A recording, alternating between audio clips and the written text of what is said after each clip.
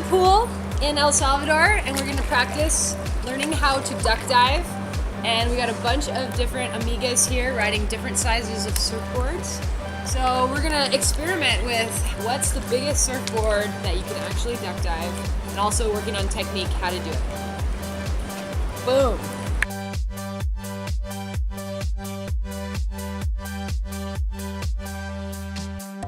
So the key to a good duck dive, number one, you need to have some speed.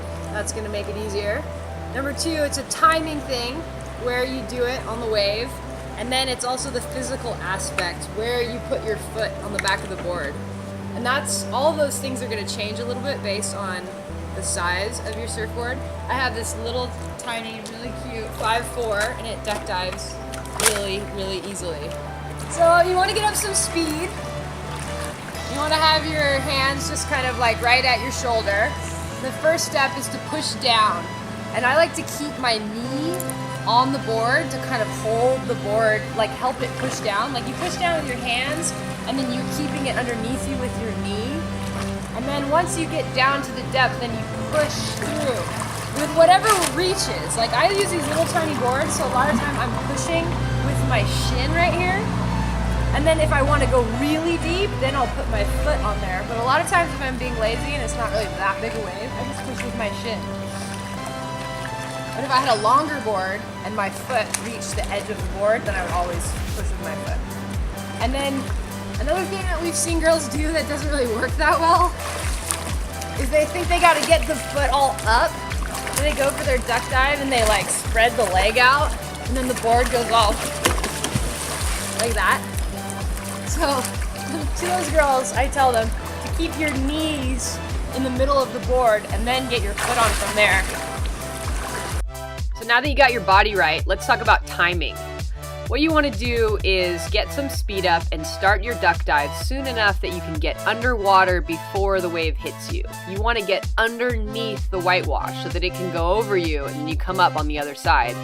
If you start the duck dive too late, the wave hits you before you have a chance to get deep enough. If the wave hasn't broken yet, if it's just cresting at the top, you can wait till the last minute and just kind of duck dive underneath the lip. But if you're dealing with whitewash, you gotta start a little bit sooner so you can get all the way underneath it. The whitewash passes over you and you come up on the other side.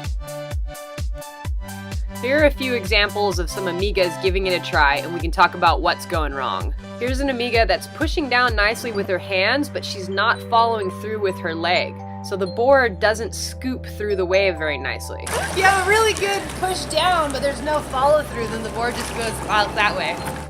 This is what you want the board to do underwater. Scoop down and then come back up on the other side of the wave.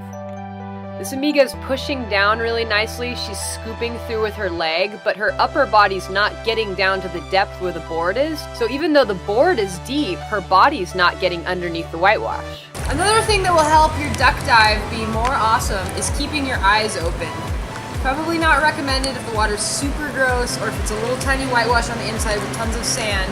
But if you're outside and there's a big wave coming, keeping your eyes open will help you because the whitewash is not uniform. It's not like a complete wall of darkness. There's like patches of more turbulent water and then there's patches of more airy water. And you can actually move yourself into the lighter patches and avoid some of the force? Yeah, you can avoid some of the force of the wave if you look for it. And if, worst case scenario, the big force is gonna hit you, at least you see it coming and kind of brace for it. I don't wear contacts, but Jackie does, and Jackie says that she still opens her eyes underwater and very rarely loses a contact. So a lot of girls come down on retreats and they say, I really want to learn how to duck dive, but then they bring these like really big boards. This is a 6'4", so it's super hard to duck dive a board like this. Like even for me, it's really challenging, and for someone who's not good at duck diving, it's going to be nearly impossible. So keep that in mind. The problem might be your surfboard. But just for fun, we'll try and duck dive it in the pool. Let's see if I can make it go under. Wow! Yeah. So what makes it more difficult? Is it that the width? It's just more buoyant. The length or the width? It's the volume of the board. Like a little tiny board that barely floats, you can duck dive super easy. But a big floaty board just by definition doesn't go underwater very well. So one thing you can do if you do have a big board and you really want to try to duck dive it, to get it underneath, you can scoop. Yeah. Because it's hard. If you have a big board on the water, if you push this down, it doesn't go because it's got all this volume on the water. So you're displacing all this water to make it go under, which is hard. But if you tilt it, then it'll go under much easier. So if I was out surfing and I wanted to try and duck dive this board, I would tilt it to scoop it and then follow through like normal. And that's how you duck dive. Woohoo!